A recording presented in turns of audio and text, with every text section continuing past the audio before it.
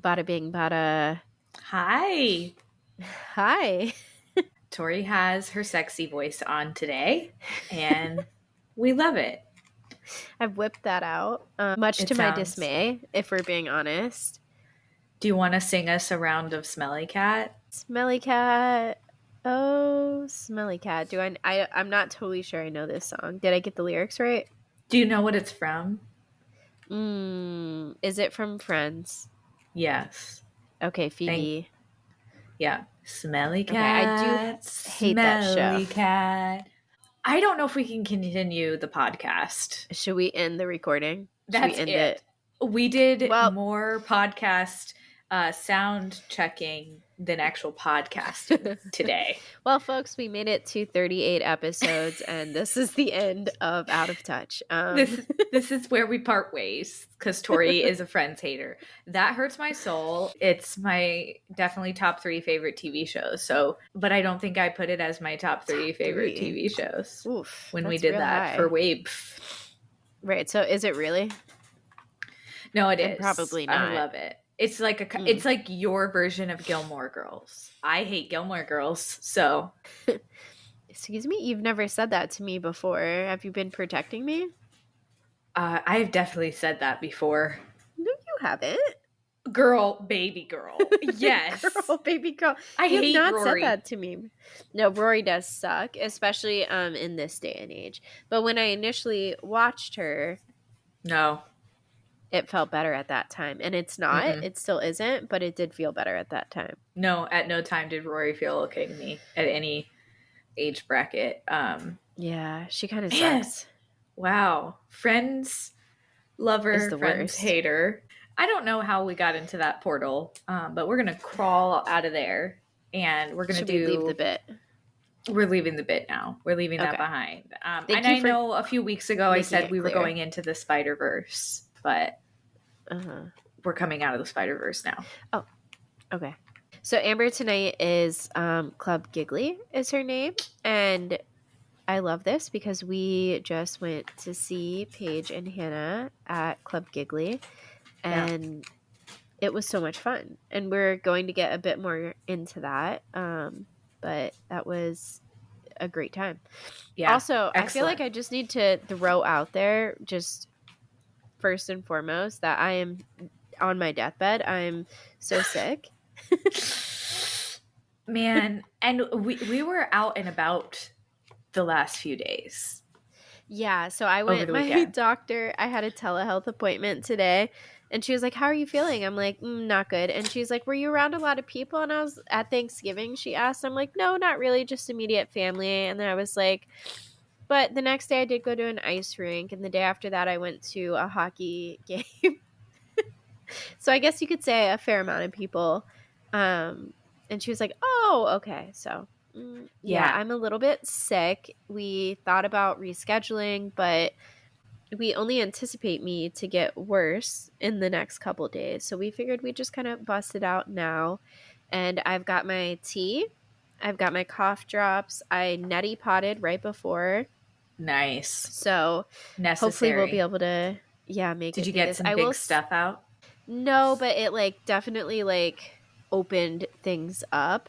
Good. I have to say, Amber introducing me to the neti pot is probably one of the biggest benefits that I have gotten in my life from this good friend of mine. That's hilarious. Because I was so against it before. I'm like, no, I'm too young for that. It's so helpful. And as someone who gets chronic sinus infections, it is necessary for any kind of relief when you're getting sick like that. And I do think it has stopped me from being sick for a really long time.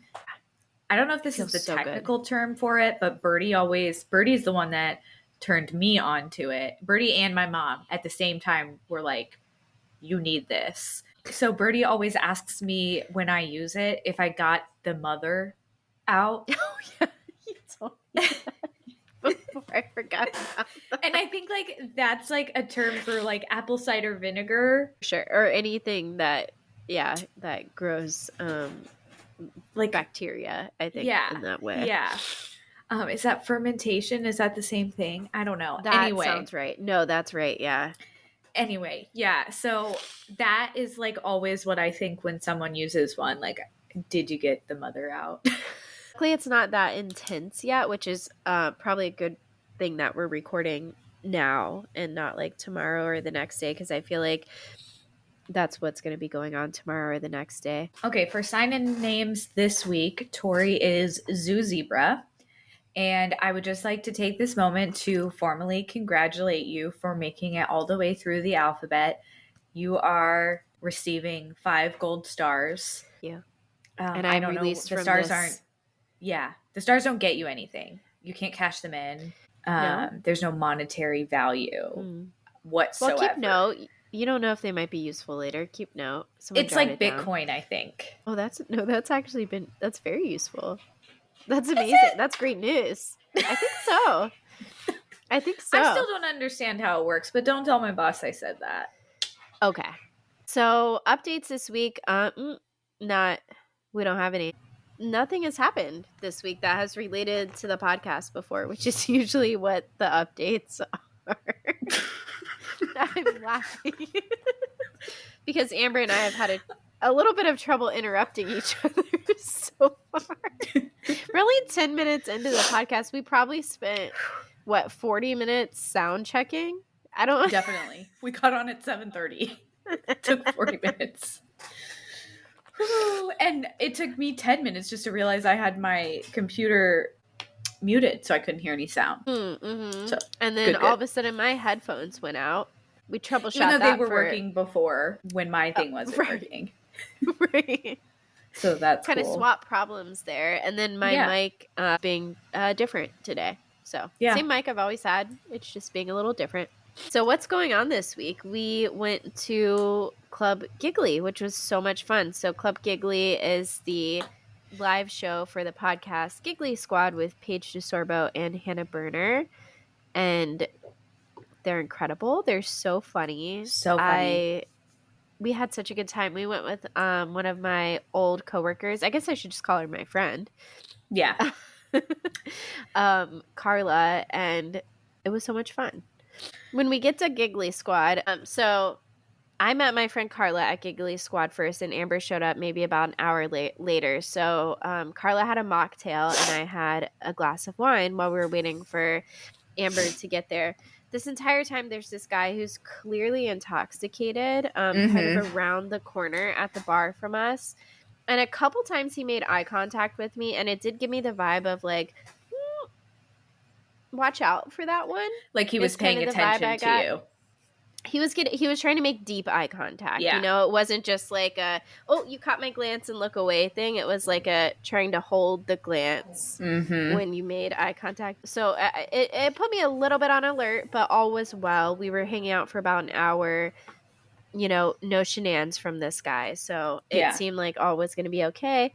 Amber strolls in her adorable outfit, and it just sent this man over the edge. And I've got to say, like, this outfit is really cute, but it also is pretty modest. Like, I'm fully covered.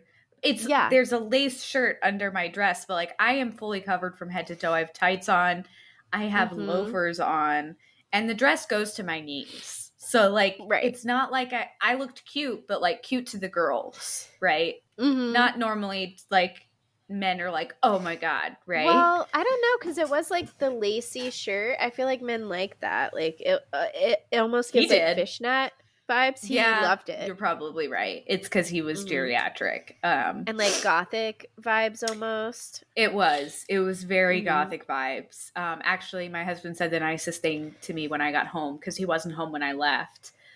He was like, wow, you look so witchy in that. And I was like, great. That is exactly what I was going for. Thanks. A nicer thing has never been said. Never. Anyway. But yeah, this man, I guess it just did it for him. It did, because Amber sits down. She's maybe sat down and speaking to Carla and I for 2 minutes before this guy looks at her and he goes, "You're so beautiful." And then he points at me and just goes, "Yes." That's my favorite part of this whole story. So I think from now on, if I ever am complimenting Tori, I'm just going to be like, yes. Yes. Like, sir. And we happen to be already trying to clear our checkout at this point. So the bartender comes over, we're signing it, tipping, and we're getting up to go, which was perfect timing for this guy turning into a complete creep. Right. And as we're getting up and walking away, he's like, no, you can't walk away. You can't walk away when someone's calling you beautiful. And Amber turns around and goes, yes, I can. And that should be written down in the history books, in the records. That's why we started this podcast, right? So some things would be put down in the records. Yeah. And I'm so glad that's one of them, because it was badass. I couldn't listen to him like yelling at us. And like, also, truly, what did you think was going to happen, sir? I'm pretty sure he was missing a few teeth. He's sitting at the bar by himself. At the bar. There's like these. That's even better. There's these little, because we were at the Hard Rock for the show, which we didn't go to the Hard Rock for anything but the show. But this man was at the Hard Rock. Addiction. Right. This man was at the Hard Rock to be at the Hard Rock. Right. He's like, he hangs out there. The ashtray smell is him, actually. He brought that smell with him. Yeah. I've only been to the casino once, and that smell, I was just like, whoa, this is an ashtray in here. That's crazy. I didn't even know that was still legal. Like, I didn't realize you could still smoke indoors anywhere. Yeah, there's some places, and I think you have to not be serving food at the places. So you can't smoke like in the restaurant that we were at, but you can smoke like out in the casino, I think. Wow. I'm not a lawyer. I think you're right. Because there's a bar here that all of my old coworkers used to go to.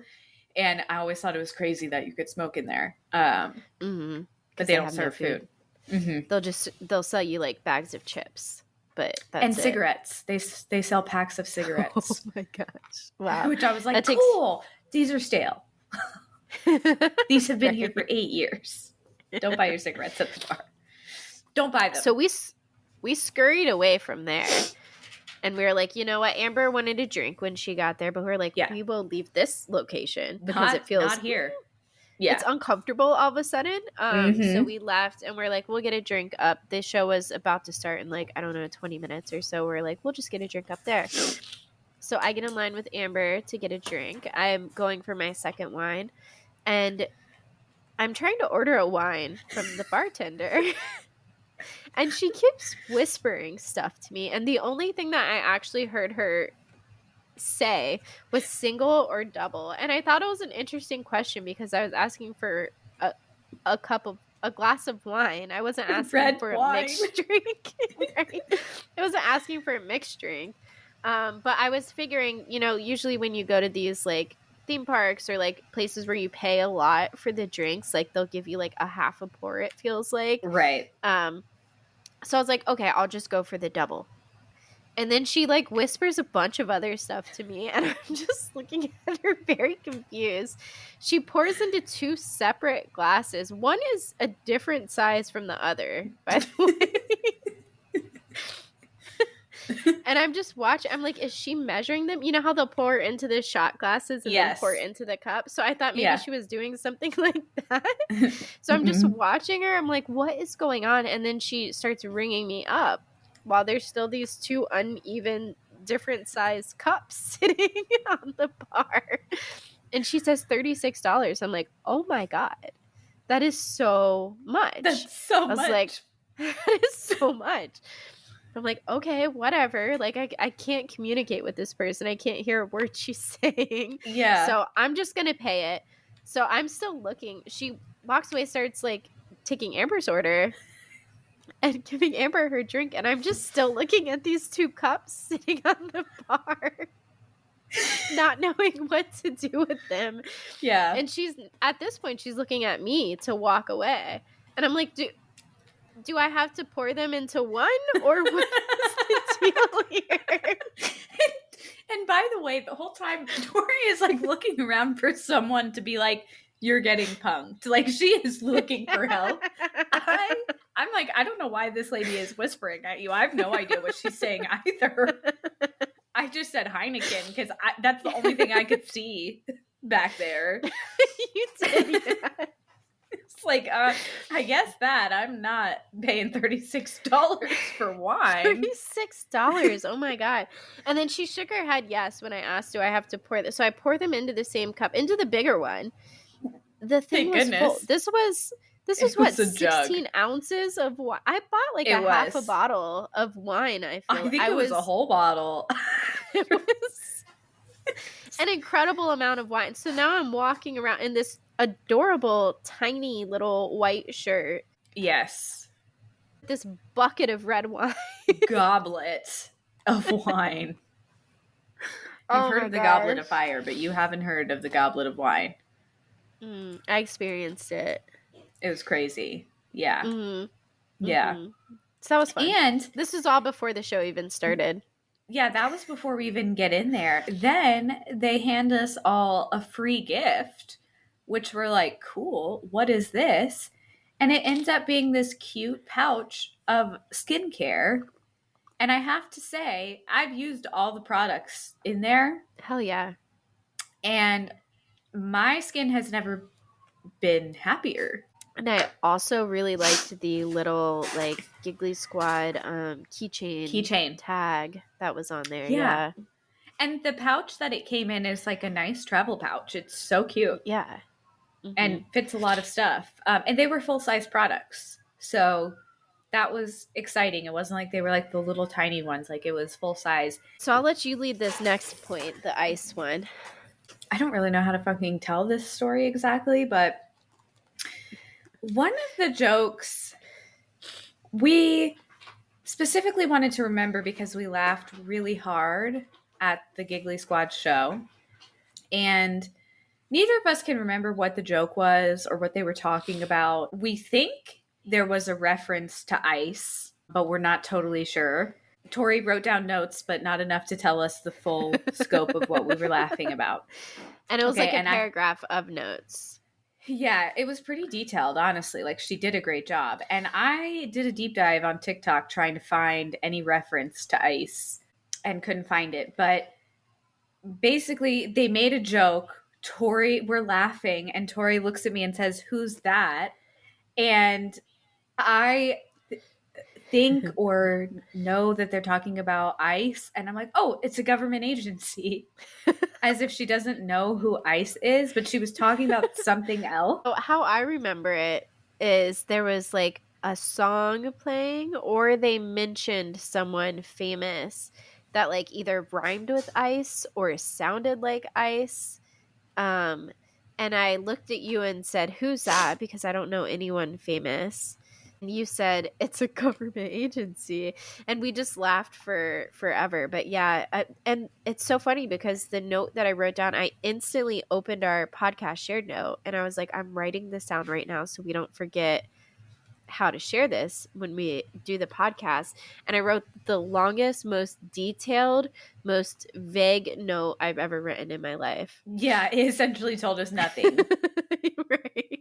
Trash. So this is a segment I was not familiar with, and you were not. I love it. Carla and I were looking at everyone who was at the bar before you got there, and every man we passed walking to the actual venue, and we're like, is he trash? Is he trash? We're trying to like pinpoint who's going to be pulled up. That's hilarious. So for those of you who don't know, like me, Is He Trash is a segment that Paige and Hannah do where they bring up someone's boyfriend, and they specify boyfriend, not husband or fiance, because, and I quote, they said, we don't want to ruin marriages anymore. Mm-hmm. So, which is so nice of them. That does leave the question, have they ruined marriages thus before that? It does.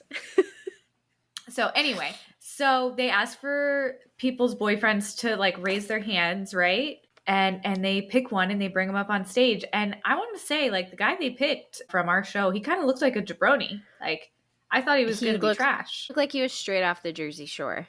Yeah, jabroni. Like 100% was like, he's a jabroni. And they start asking him questions, and and interrogating him, as you do with your friend's boyfriend. And honestly, guys, he couldn't have been more lovely. He starts talking about how they met on he lied and said they met like out of town, and she yelled from the crowd like, tell the truth. And he was like, well, we met in that like out of town. I can't remember what city it was that they said they were in, but it wasn't Tampa. Yeah, it was out of Florida. And so he was like, okay, well, we met on Bumble in that city. And he kept calling her like the love of his life, and said that they met there because he was opening like a treatment facility for people with addiction. And yeah, I don't know. He didn't seem like trash to me. It was kind of insane. So also what's going on this week, Drake is suing Universal Music Group for inflating the numbers of Not Like Us, which is the song that Kendrick came out with as the dick track. That's what it should be called, the dick track. That's hilarious. Can I repeat that to my kid? He loves that song. Probably not, right? Like, not sending the right message. Dick track. It's going to make a blooper reel. The diss track that Kendrick made in response to Drake's initial diss track. It's just kind of funny that he's not suing Drake for defamation. Considering Kendrick called Drake out for being a literal pedophile. Yeah. Mm-hmm. And Drake is responding by suing UMG for inflating the numbers of the people who have listened to that song, which like literally was a hot topic. I don't think it's possible to have inflated those numbers. Everyone was listening to it. Everyone. How could you not? It's on the radio 800 times a day. Like our age group listened to it, and your son listened to it. Yeah. What, 14? 14. Yeah. So it's covering a wide range of listeners, I'd say. Yeah. Well, and it's like all their age group was talking about for a while. So, yeah. That's also interesting. Weird hill to die on, Drake. Weird hill. Why not defamation, Drake? Yeah. Well, because we all knew when we saw that he was friends with Millie Bobby Brown that there was something weird going on. She was like 13 at the time. Mm-hmm. That was weird. We had a Friendsgiving this week, which was so much fun. We did a non-traditional Friendsgiving. I know most people like get together, do a whole other Thanksgiving. We were like, that seems like a lot of work. We'll just kind of get together and go to a place that has a lot of food and drinks available. So we went to this place in our area where it's kind of like a warehouse, and it has all these different like restaurants and bars in it. So we were able to get a couple different kinds of foods. If you're me, I think I was the only one. Got a couple different kinds of foods. Yeah. Well, so it's a food hall. It's fantastic. I love this concept that's popping up now. We have one here too, but it's not as big. And it's so fun that you can meet people there, and nobody has to choose like what kind of food they're having, because there's something for everyone. I want to say that Alicia and Tori had birria tacos within like 5 minutes of being inside. It took Terrell and I 30 minutes to get coffee. And it was funny too how we all were like split up in different groups at different times, like based on what items we were looking for. Yeah. I dragged Terrell like to the coffee with me because I was like, I need to have a coffee before we go any further. Like before we start this thing, I need 3 shots of espresso to enter my bloodstream. Okay. Which is so fair. We've got to do this. And we get in line, and he realizes it's 2 for $15 mimosas. Which is a great deal there. It is, because the drinks there are, a pretty one mimosa for 15. Yeah, is that much. So so the coffee shop was doing it up right. I feel like they knew they had to have a gimmick, because you have to compete in those places, I'm sure, with all the other spots that are around. It was a really good like local coffee shop too. Yeah, I love them. I was so excited when I realized that was there, because I've never been to that one obviously before. Yeah, so we got a bunch of different kinds of food. We had breakfast sandwiches. I had a lox bagel that honestly was pretty dang good. They gave me a bunch of toppings. put it together beautifully. I wish we had gotten a picture of it once you Thank you. had the bagel complete. Yeah, it Yeah. was definitely like a website design. I feel like it was just. I felt really good putting that together. I'm not gonna lie. Like I knew it looked good. I've gotten cocky with my design skills, honestly. Deserved, yeah.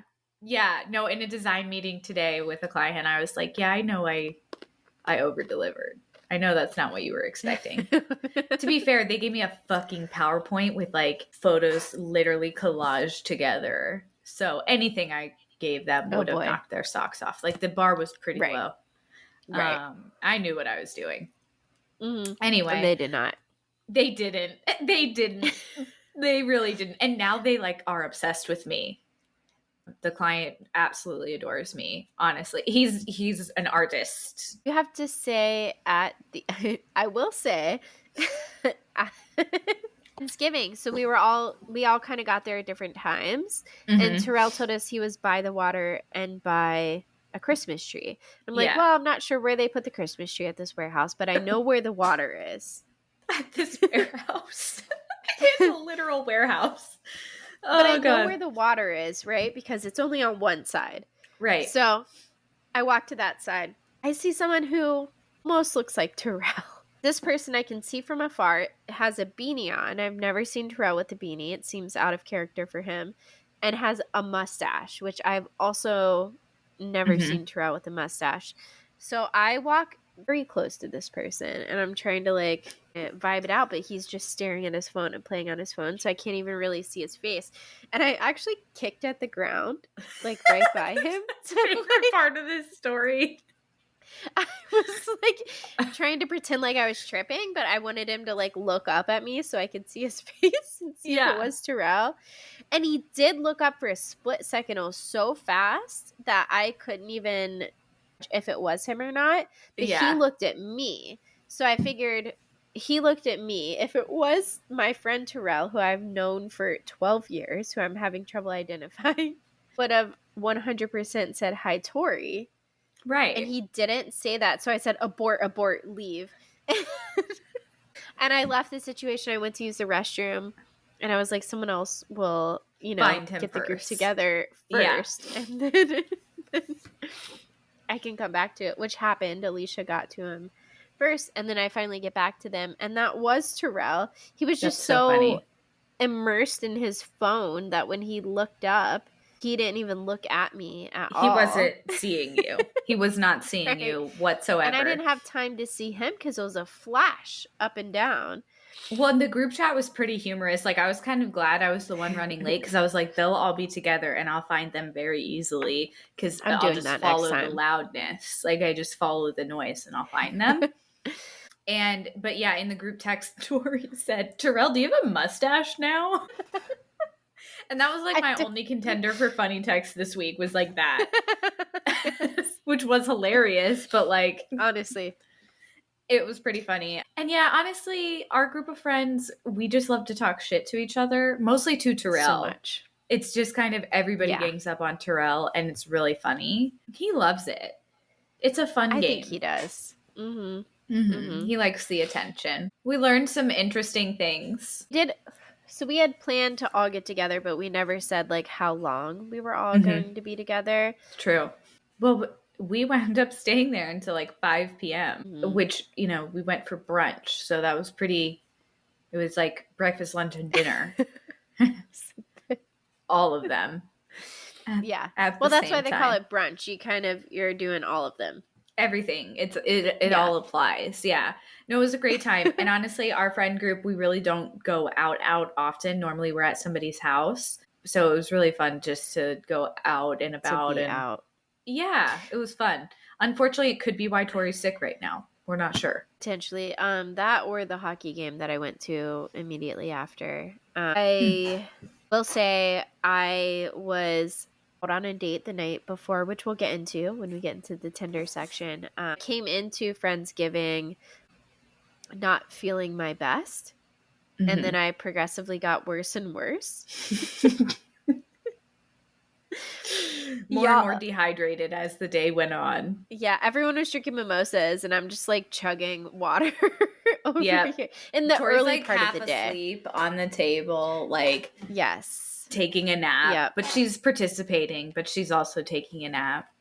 I was participating here and there.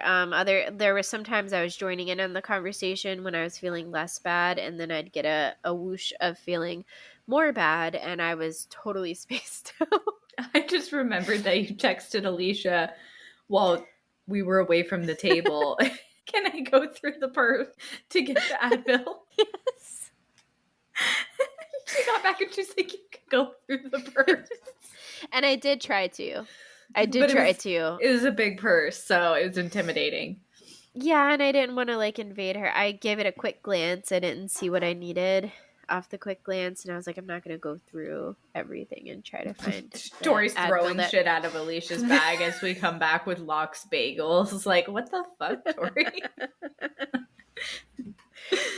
Then we got to this really fun part of the day. So Terrell left about 3 hours in. I had to go to the hockey game, which is pretty close to there, around 6. So you and Alicia decided to stay with me until about 5 when I had to leave, which is so nice of you guys. And we all had to like kind of renew our parking meters because we initially were planning for the 3 hours that Terrell had planned for. Even though we were pissed that he planned for that long. Right, which is fair. So we go out to try to find Alicia's car. At this point, I had gotten my second meal. I've got a bowl of noodles. The most recent mimosa I had ordered was in this, what we thought at the time was glass. We later found out was plastic.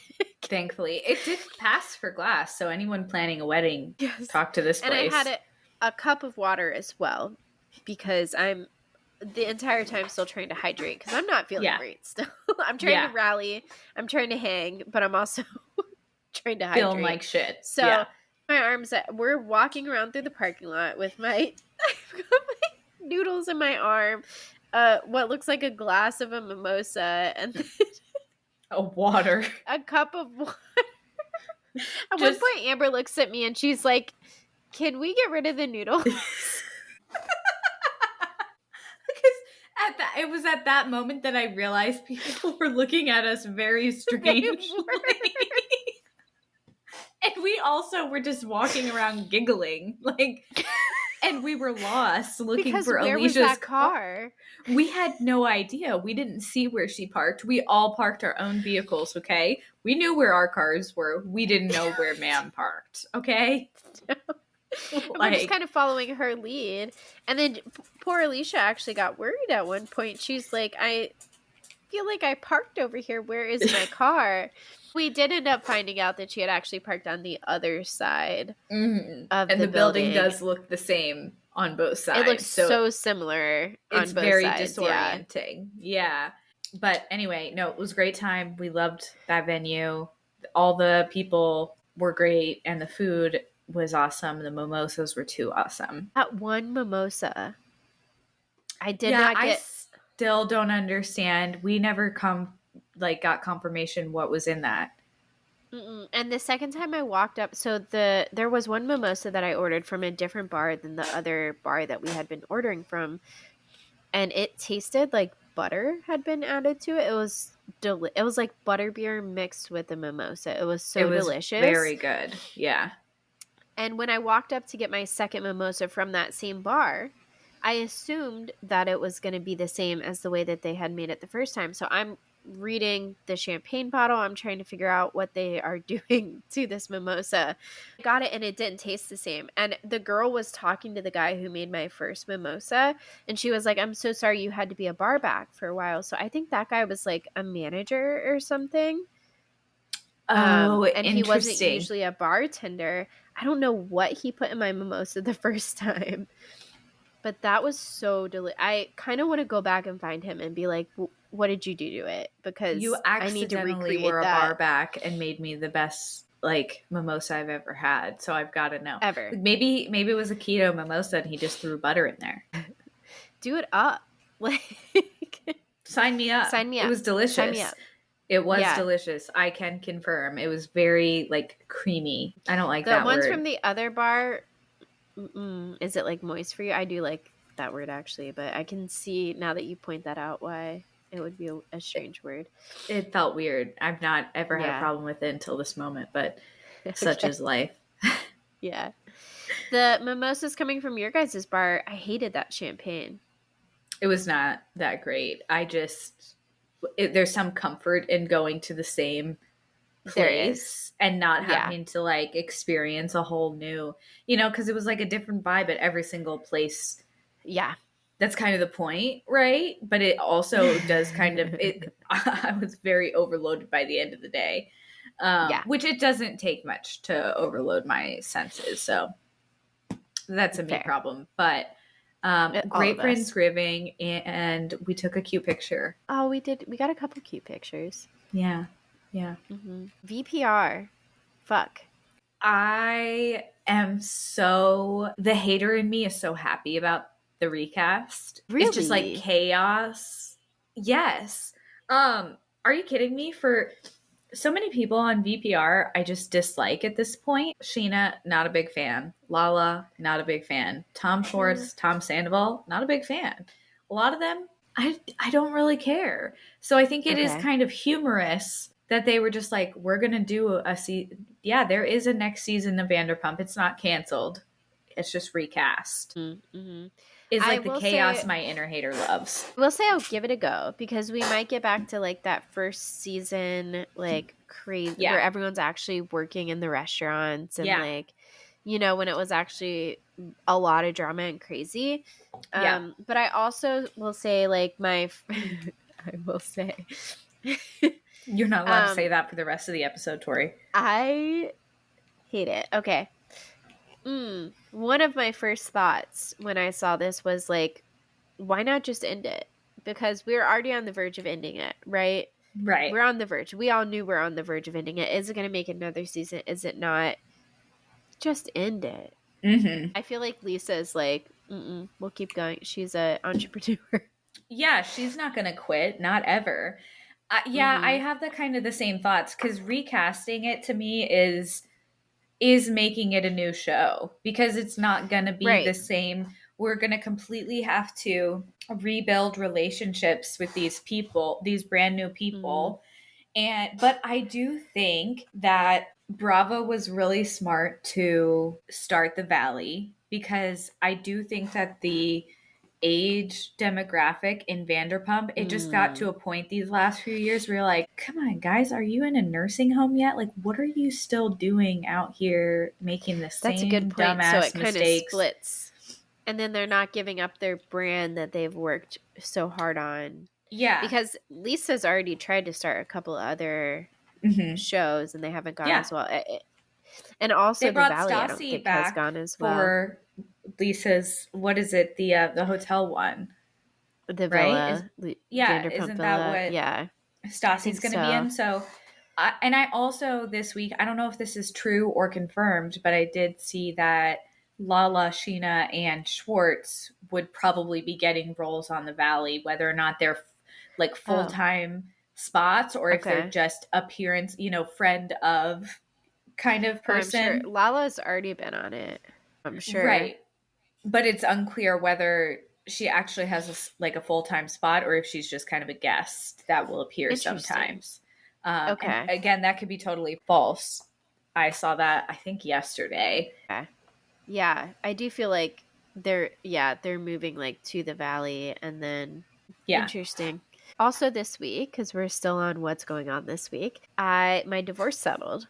Hallelujah. So exciting. I have moved almost all of my stuff out of the marital home too. So new chapter, and it feels just so fucking good to be done with that.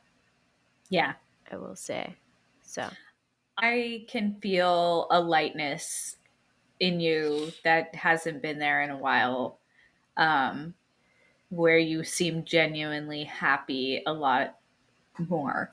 And it's really lovely. So fuck Voldemort. So this week, how do we feel about ...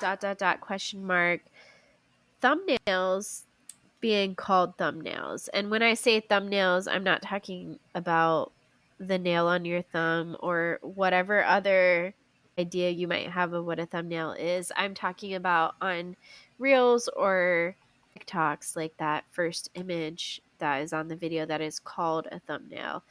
Where do we get that from? I Also, would really love to understand that. And I might have to ask ChatGPT while we're talking where it came from. I also would like to point out when Amber and we sometimes will have a bit of a meeting pre-podcast of like our podcast notes. And this week we were trying to figure out what we're going to do for the How Do We Feel About segment. And we decided on this one. And Amber and I both had different ideas of like what thumbnail was, just in general, before even applying it to the concept of TikToks and Reels. Yeah. The first thing that came to my mind was the nail on your thumb. Or can you please share what the first thing that came to your mind was? A nail through a thumb. Sort of like Jesus Christ, like nailed. I really need to break that down in therapy, I think. Like, what does this mean? Yeah, that was interesting to me. That's all the argument you really need. Need I say more? Just felt like we had to touch on that. No, because no, absolutely. It's a terrible name. First of all, it's a cover photo, and that's the end of it. TikTok, Instagram. Do you hear me? We're removing the word thumbnail from everywhere that it exists. No, honestly. We're going to wipe it from the English language. Do you want to hear where thumbnail originates? Because I definitely asked ChatGPT. Okay, great. Please. The word thumbnail originates from the literal idea of a small version of something akin to the small size of a human thumbnail. Oh, that's it?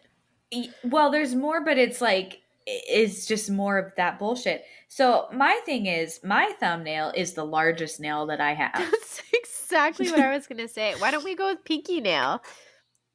Thank you. Pinky nail. Any of the other nails.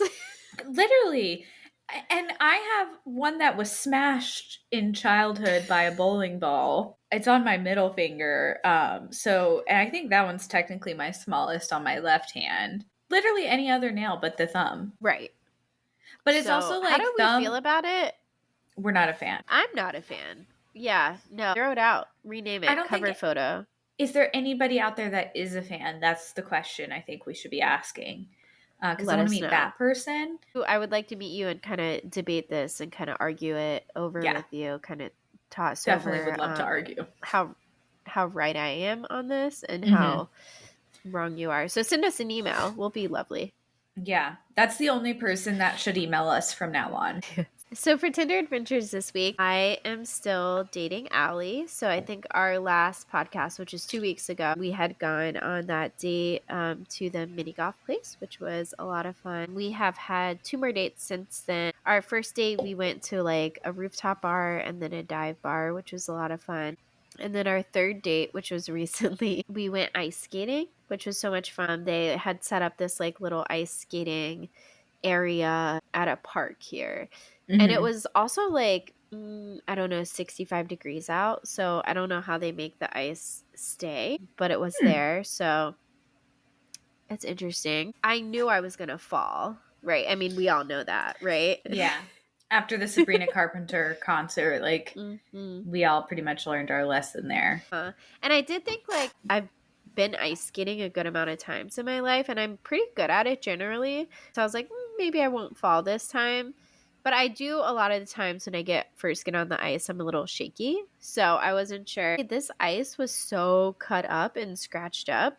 There was holes in it everywhere, which I'm not used to. They need to go out and Zamboni it, but they're not Zamboniing it because people have reservations like every 30 minutes. So pretty soon after being on the ice, I took a tumble. And it was kind of one of those ones where my feet came out from under me forwards ways. Oh, no. So I was just glad I didn't like slice anyone with those dull rental blades. I've never been ice skating before, so that's the only thing that I can picture happening.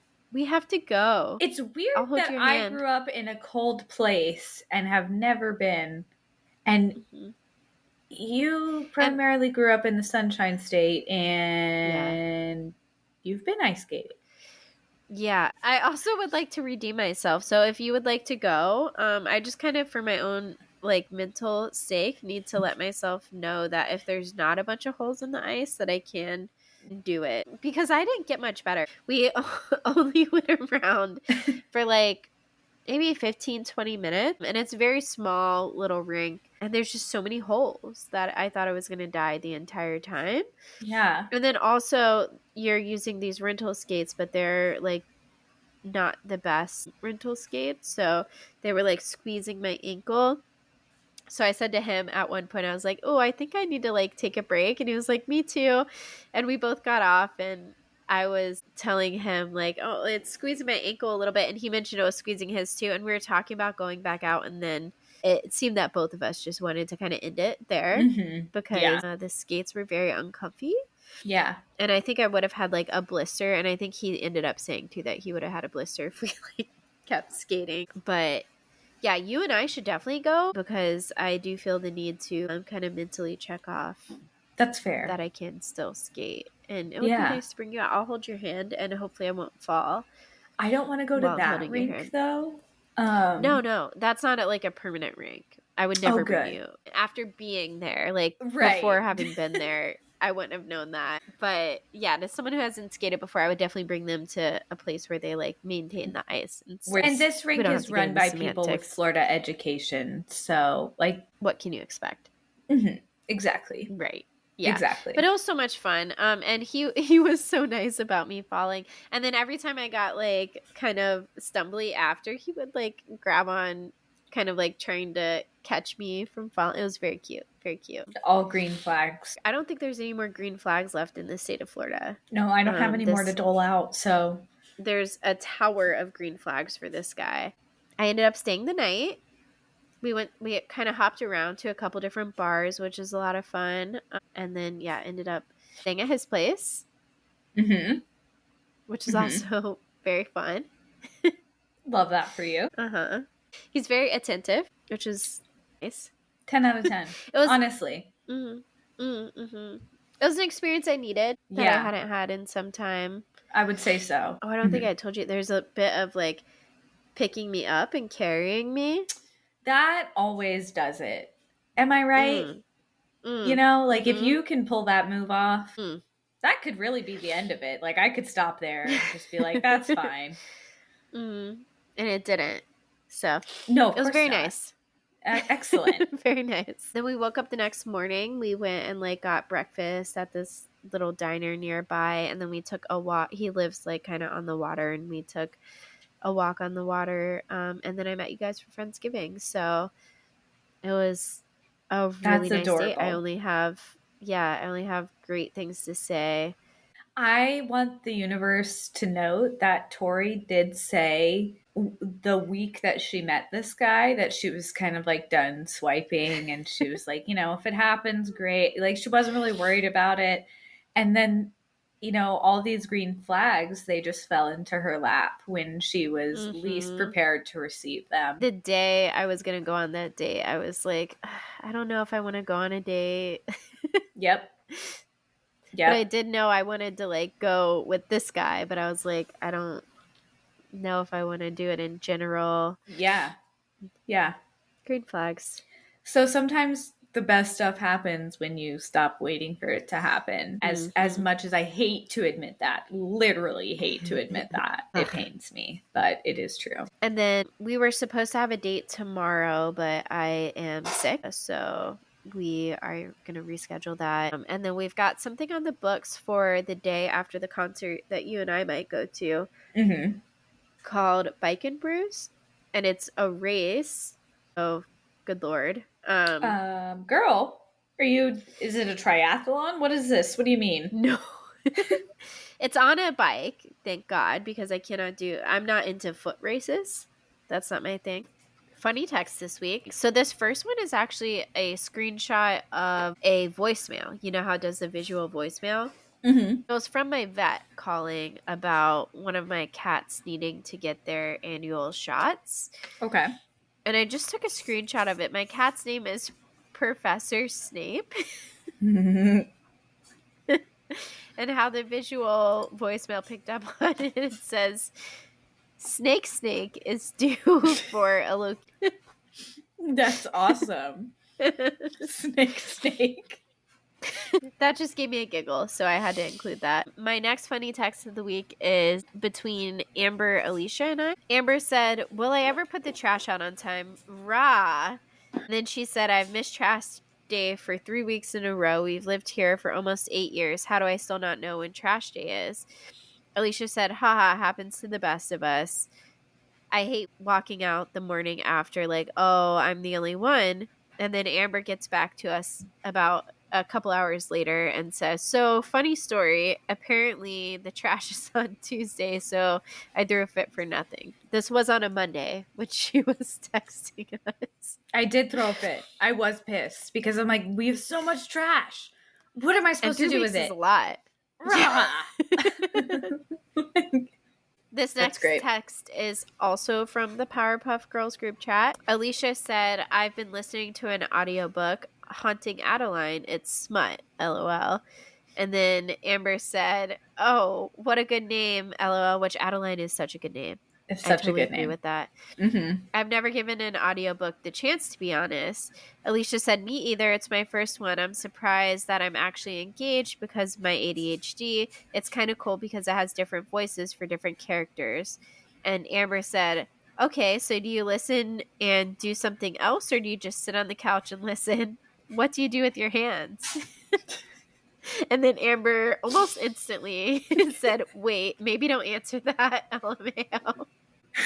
Because of the smut content. Yeah.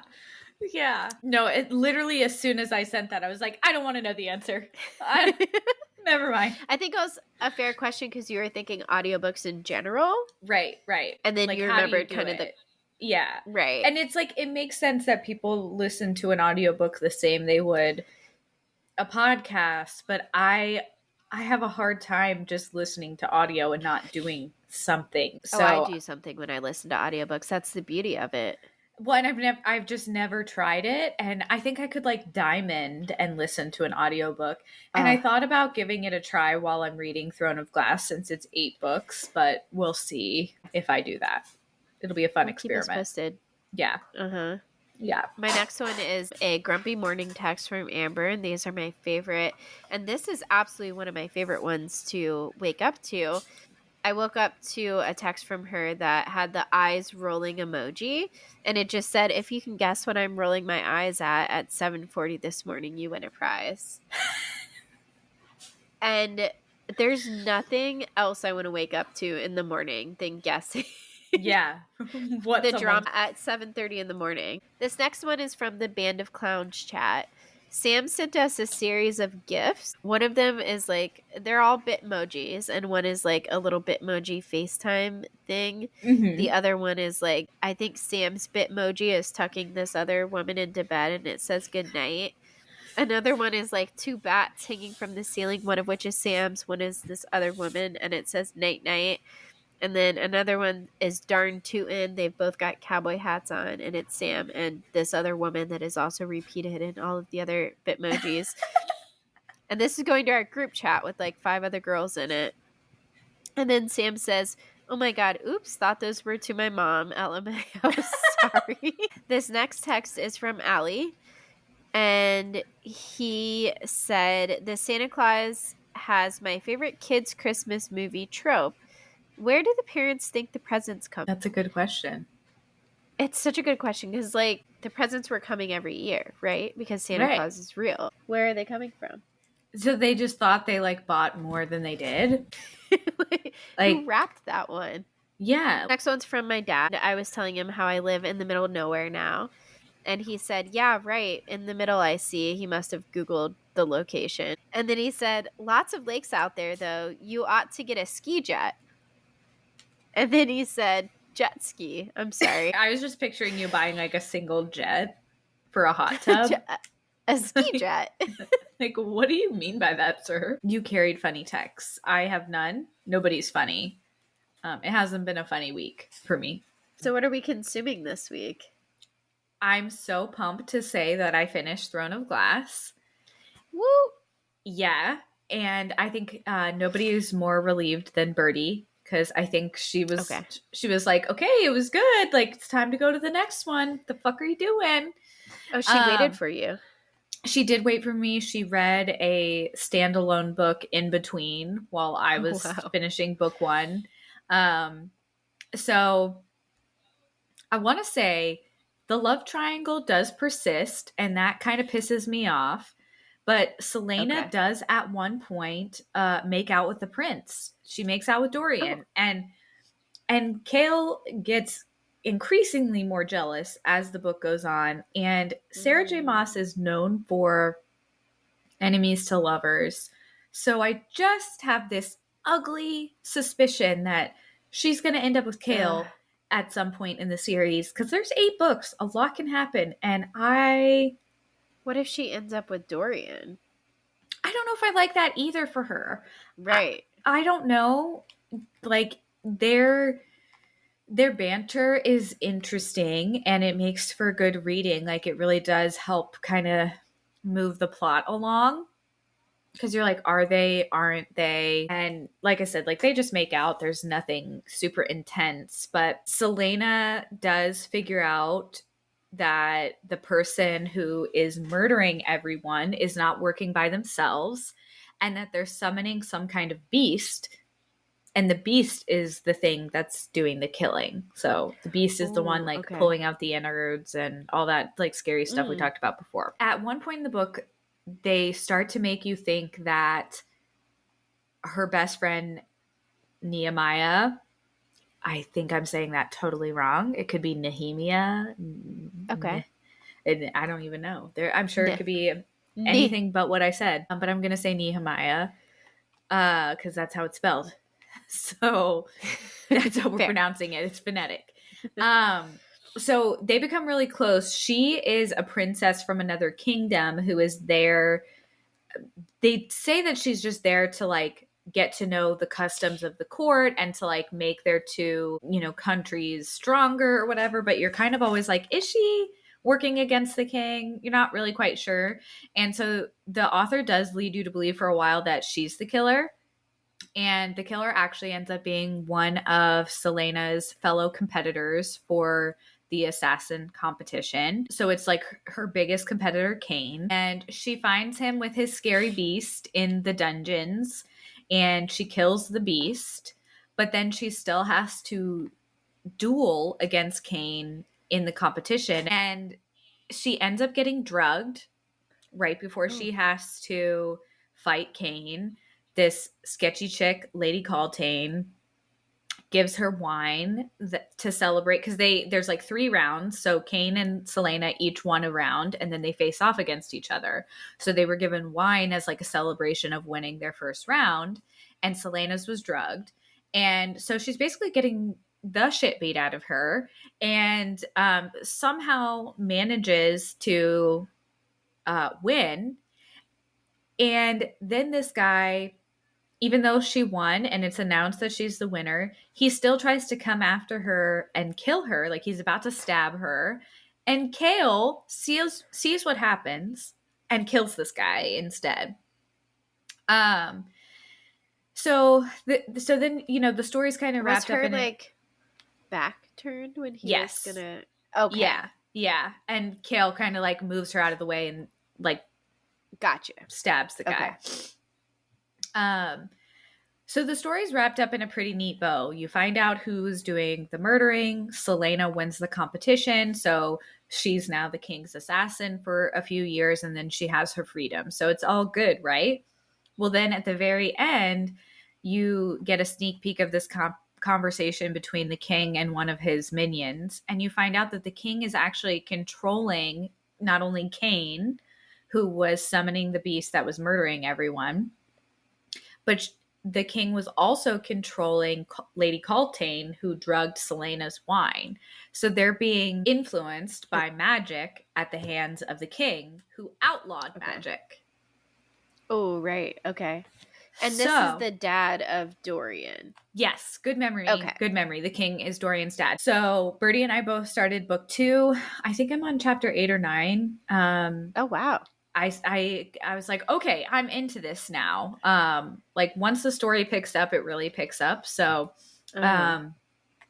we do find out that Selena's not actually murdering the people that she's been assigned to murder, and that she is basically forcing them to choose to go into hiding, and then she brings back like random body parts from the morgue for the king and is like, here, I murdered that person, but she actually didn't.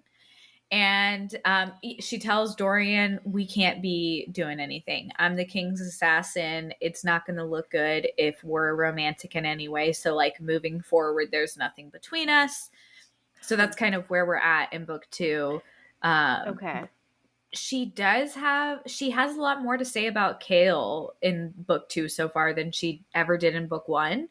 So she mentions like when he hugged her, like she wished that he would never let go and things like that. So I'm just like, I am waiting for the enemies to lovers to lead to that. I'll be surprised if it doesn't go that way at this point. So in other consumption news, Tori dropped a bomb on me that she watched season 1 of The White Lotus, and I had no idea until she had already seen it. Well, it happened real fast. It did. I had started playing it the night of Thanksgiving with my family, which was an interesting choice as a family gathering movie. Yeah. I will say. In one of the first episodes, like maybe the first couple minutes, there's just full on dick and balls. Yep. Yeah, it was just kind of funny. Like everyone was kind of grumbling about it at different points. Like, this is a weird show, but no one could stop watching it. It's so peculiar. But it's so like kind of real. It gives that, I love shows that like feel like they're just a snippet in time out of real people's lives. Yeah. And I mean, these people are obviously not super relatable because they have a lot more money than probably most people who are watching the show. Yeah. But it does feel like it's just like a snippet out of, I don't know how to describe that, but just like a little cut out of people's lives. And there's not like a crazy like climatic beginning or kind of a climatic ending, but not every storyline has a climatic ending. The show does, but not like every person's storyline. So yeah, it was really good. My dad ended up having to go work the next day, but my mom and I finished it up the next morning. You're like, we've got to know what happens. Yeah. We binged it. We watched like the first 4 or 5 episodes that night, and then the next morning we Were you surprised by the ending? The guy getting stabbed. Okay. Yeah. 100%. Yeah. You're just watching the whole thing just like, oh my God. Did he just shit in his... I know. And you keep like... It's funny because it doesn't really... You almost forget about how it begun. But it does keep popping up in your head. You're like, oh yeah, that thing happens. When is that going to happen? We're like almost at the end. Like, this has got to happen soon. I like how the story works backwards. Like, you know that there is some kind of death. You just don't know the details of how it happens yet. I have gone back and forth several times and I still can't come to a consensus, but this is one of those shows when I can't decide if I like the first or second season better. Both of the casts are very good. HBO does those after the episode and the producers talk about it. And I think it's really interesting. So each season of The White Lotus is supposed to focus on one of the 7 deadly sins. The first season is based on greed, which makes sense when, you know, like the robbery and things like that. The second season is more focused on sex. Oh, okay. So lust. Thank you. Yeah. As soon as I said it, I was like, that's not the thing. That's not the sin. It is their sex, but like, it's the same. Let us know when you start season 2, because it's good. It's so good. We did start it, but I was like getting ready for my date. So I need to start it over. So our list this week, we curated a list of irrational fears. Yeah. And I think we've done pretty well. Yeah, it's a good list. The first thing on the list of irrational fears is going into parking garages. Now, I don't know if this is a fear for you as well, but this is a big fear for me. And it really came to fruition when we were at the Hard Rock this past week for Giggly Squad. I hate it. I never know the height of my car until I'm never even aware of it until I'm in a parking garage. And then I'm like, is the car too tall for this? Are we going to have one of those situations where the top of the car just like final destination gets cut off? What's going to happen? And honestly, it's just creepy. One of mine is escalators and elevators. These go hand in hand, but first of all, heights is a big fear of mine, and I think that's not irrational. The escalators, maybe I do kind of feel like it's gonna just get like a tiny fray of my pants and just kind of gobble me up entirely. Yeah. And then the elevator, obviously, I'm afraid it's gonna get stuck at kind of halfway and in just between drop. the level. I'm gonna have to climb out and then get sliced. Yeah. But also I just always think dropping. it's gonna drop. Yeah. That too, yeah. Mm-hmm. Both of those. One that has really haunted me for a lot of my life is the snake being in the toilet. Mm-hmm. And you see a lot of stories of this, like in the news, and especially from like Australia. Okay. But where snakes will climb through the plumbing, and then people go to use the restroom, and there's just a snake. And I'm not afraid of snakes in general. However, I don't want one to be there when I'm using the restroom. Yeah, you don't want it to be where you don't expect it. Yeah. The funny thing is that when we talked about this one, I was like, oh yeah, like snakes on a plane. And Tori was like, no, there's like real stories of this happening. And I'm just like, yeah, on snakes on a plane. What do you mean? Another big one for me to this day and forever and always is it being silent in the house at night. Mm-hmm. That's a big no-no for me. There needs to be some kind of background noise because otherwise I'm going to hear the house creaking and I will mistake that as an intruder. So I need there to be the silence of the house is not the move. It's not good. And this dates back to my childhood, growing up in the mountains, especially when it was winter and we were really susceptible to power outages when we would get snowstorms and ice storms and stuff.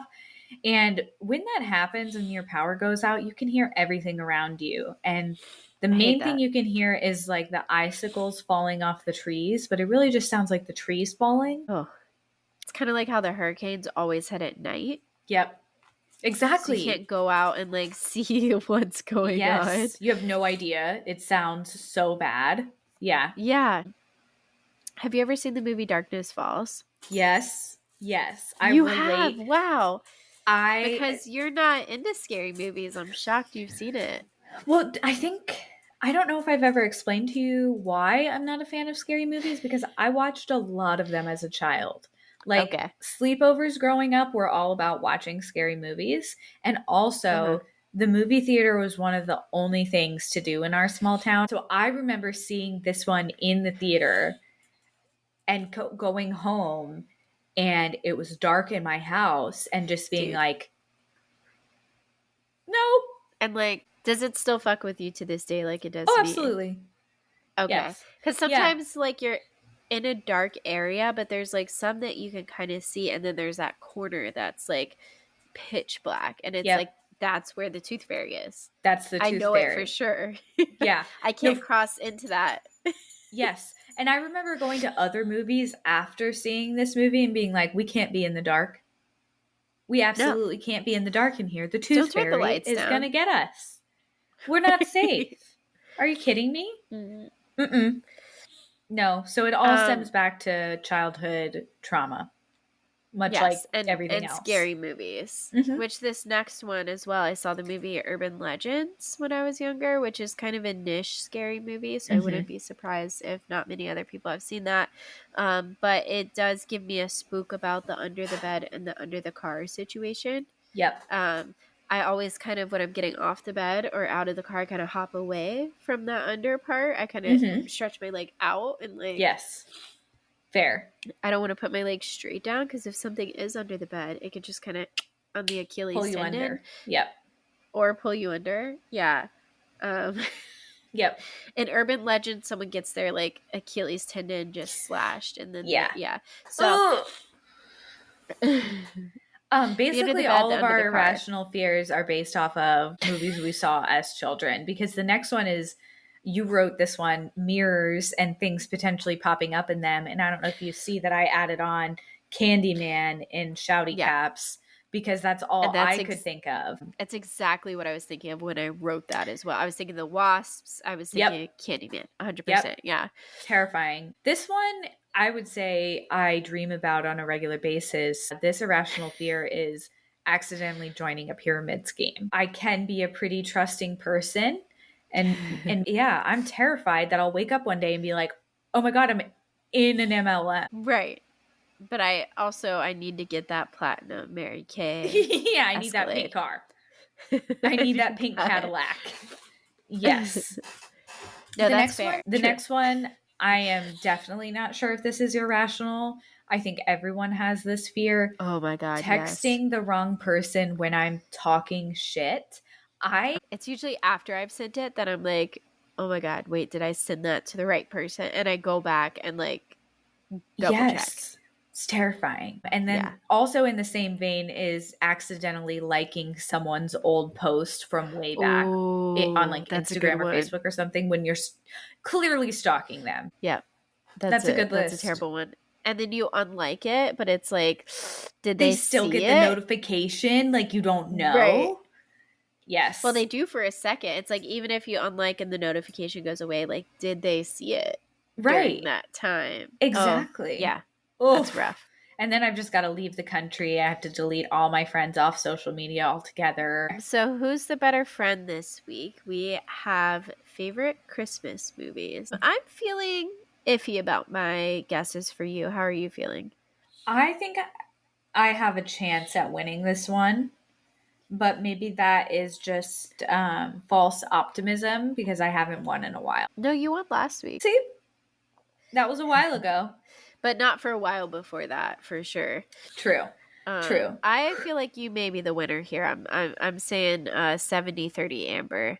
I think I have good odds, but we'll see. I think it's just because I have such, like, one of my answers is just so niche. I don't think anyone would guess it, even my spouse.